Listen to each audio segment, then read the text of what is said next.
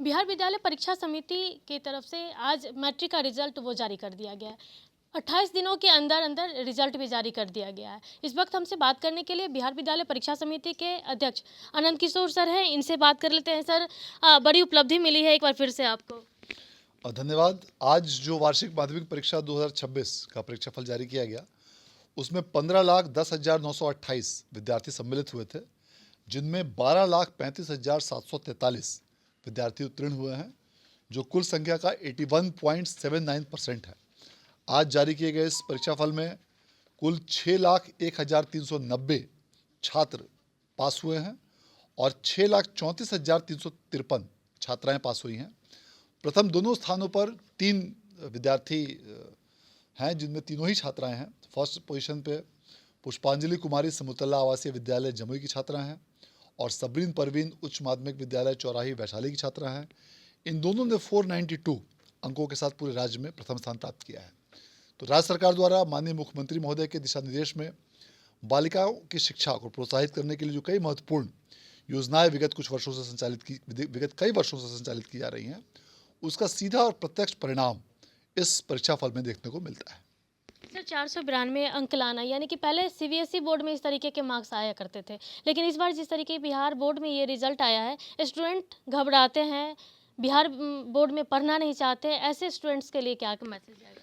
ये बहुत ही महत्वपूर्ण बात है कि पहले के कई वर्षों पहले बिहार बोर्ड में टॉपरों को काफ़ी कम अंक प्राप्त हुआ करते थे और कम अंक प्राप्त करके भी बिहार बोर्ड के जो स्टूडेंट टॉप करते थे, तो वे जब हायर एजुकेशनल इंस्टीट्यूट्स में अदर सिटीज़ में, दिल्ली यूनिवर्सिटी या अन्य कभी इंस्टीट्यूशंस में, इंजीनियरिंग कॉलेजेस, मेडिकल कॉलेजेस में जब दाखिला लेते थे, तो कम अंकों के चलते एक जो उनको हीन भावना का जो सामना करना पड़ता था। तो इसके बाद हम लोगों ने बिहार बोर्ड के एग्जामिनेशन सिस्टम में क्वेश्चंस के पैटर्न, इवैल्यूएशंस पैटर्न, इसमें ऐसे कई महत्वपूर्ण बदलाव किए, जिसके कारण अब बिहार बोर्ड के टॉपर्स को भी काफ़ी अच्छे अंक प्राप्त होते हैं, जिसके कारण अब उन्हें न एक करियर और एकेडमिक्स में अब उन्हें बेहतर एक रिकॉर्ड उनका हमेशा के लिए रहता है, बल्कि उन्हें अब किसी भी अन्य एजुकेशनल इंस्टीट्यूशंस या बोर्ड्स में किसी भी प्रकार की हीन भावना का सामना नहीं करना पड़ता है।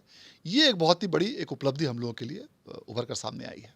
सर, जो अभी बिहार बोर्ड की टॉपर पुष्पांजलि है, कशिश न्यूज़ से बातचीत के दौरान साइंटिस्ट बनने की इच्छा जाहिर की है, क्या मैसेज देंगे सर आप उनके लिए? निश्चित रूप से जो भी टॉप 5 के स्टूडेंट्स आज रहे हैं, उन सबों को बिहार बोर्ड के जो द्वारा फ्री निःशुल्क टॉप सुपर 50 की जो कोचिंग संचालित की जाती है, उसमें सीधा डायरेक्ट एडमिशन दिया जाएगा। मैं अभी थोड़ी देर पहले इंटरव्यू में सुन रहा था कि उस स्टूडेंट ने यह इच्छा जाहिर की कि वे सुपर 50 में वे पढ़ना चाहती हैं, तो निश्चित रूप से उनको सीधा एडमिशन उनको दिया जाएगा।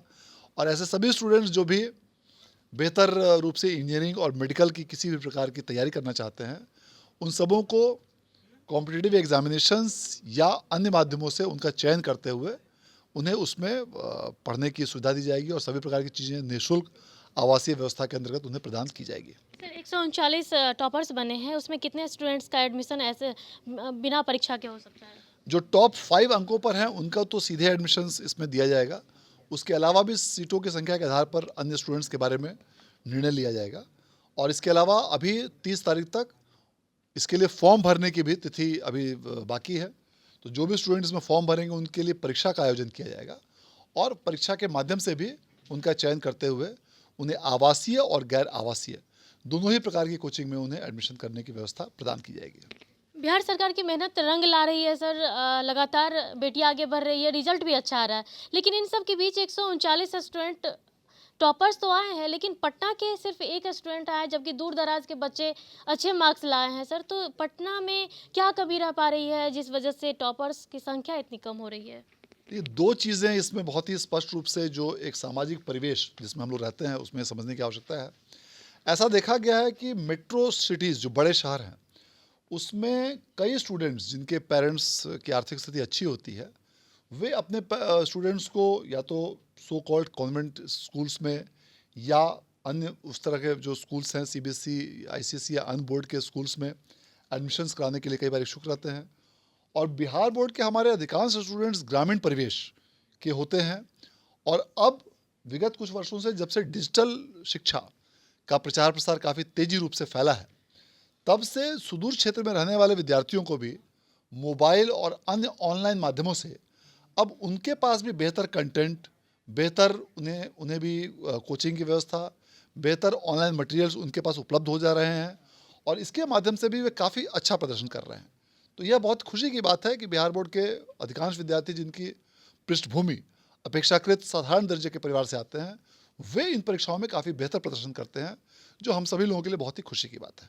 सर, जो अनुत्तीर्ण हो गए हैं, जो जो बच्चे पास नहीं कर पाए हैं, उनके लिए क्या कुछ सुविधा दी जा रही है?